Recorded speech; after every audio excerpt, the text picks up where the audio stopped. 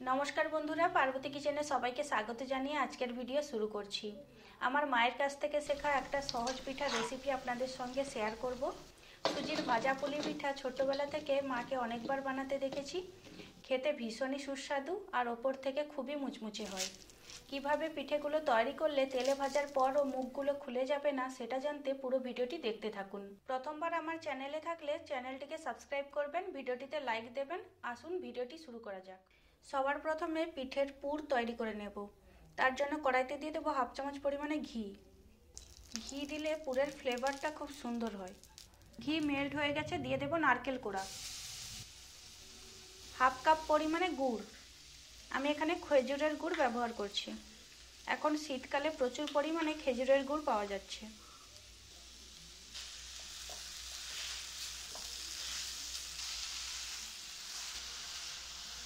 গ্যাসের ফ্লেম মিডিয়ামে রেখে পুর তৈরি করে নেব। গুড় ভালোভাবে গলে গেছে। আমি এখানে 10 টাকার আমুলের প্যাকেট দুধ নিয়েছি, পুরোটাই দিয়ে দেব। গ্রেট করা আদা, আদার বদলে আপনারা এলাচ ব্যবহার করতে পারেন। দুধ দিলে পুরের টেস্টটা খুব সুন্দর হয়। আমন্ড দুধের বদলে লিকুইড দুধও ব্যবহার করলে হবে। বেশ কিছুক্ষণ রান্না করে নিলেই পুরটা তৈরি হয়ে যাবে। কড়াইতে দিয়ে দেব 1 কাপ পরিমাণে সুজি। এখানে আমি 250 গ্রাম সুজি নিয়েছি। গ্যাসের ফ্লেম লোতে রেখে হালকা করে সুজি ভেজে নেব। সুজি ভাজার সময় কন্টিনিউ নেড়েচেড়ে রাখতে হবে, না হলে নিচের দিকে সুজিগুলো লাল হয়ে যাবে। সুজি 3 মিনিট ভালো করে ভেজে নিয়েছি। সাদা সাদাই থাকবে সুজি, লাল হবে না। যতটা সুজি নিয়েছিলাম ততটাই জল দিয়ে দেব। পরিমাণ মতো লবণ। সুজির ডোটা যাতে মিষ্টি লাগে তার জন্য 1 চামচ পরিমাণে চিনি দিয়ে দিচ্ছি। আর দেবো হাফ চামচ পরিমাণে ঘি। জল ফুটতে শুরু করেছে, দিয়ে দেব ভেজে রাখা সুজি। গ্যাসের ফ্লেম লোতে রেখে ভালো করে মিশিয়ে নেব আর একটা ডোয়ের আকার তৈরি করে নেব। সুজির ডো তৈরি করার জন্য ঘি ব্যবহার করলে সুজির ভাজাপুর যখন ভাজা হয়ে যাবে খেতে খুবই সুস্বাদু হবে। সুজির ডোয়ের আকার চলে এসছে, এবার গ্যাসের ফ্লেম বন্ধ করে দেব।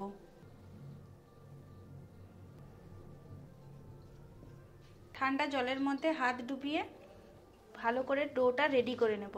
এই কাজটা গরম অবস্থায় করতে হবে।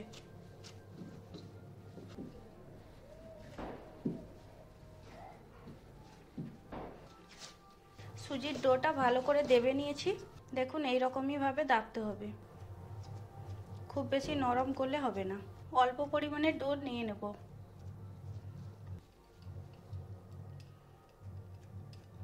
বাটির আকারে তৈরি করে নেব। অল্প পরিমাণে পুর ভরে নেব। মুখটা এইভাবে চেপে চেপে বন্ধ করে দেব। মুখটা খুব ভালোভাবে টিপে টিপে বন্ধ করতে হবে, না হলে তেলে ভাজার পর খুলে যাবে।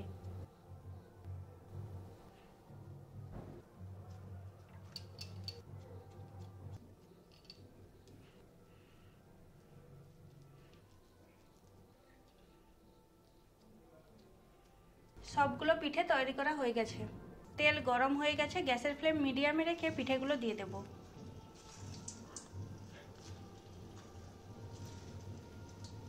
পিঠেগুলো ডুবো তেলে ভাজতে হবে।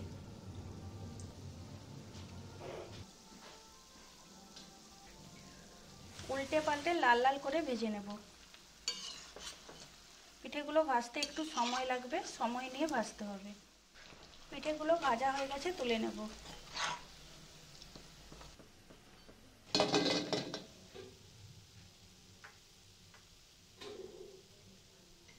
ওই একই প্রসেসে বাকি পিঠেগুলো ভেজে নেব।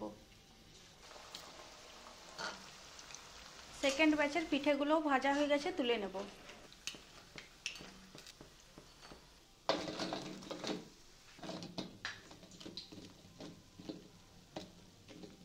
মায়ের কাছ থেকে শেখা এই ছোট্ট রেসিপিটি আপনাদের কেমন লাগলো অবশ্যই কমেন্ট করে জানাবেন। খেতে খুবই সুস্বাদু হয়, আপনারা অবশ্যই এই পদ্ধতিতে বাড়িতে বানাবেন। একটা পিঠে ভেঙে দেখিয়ে দিচ্ছি কতটা মুচমুচে হয়েছে।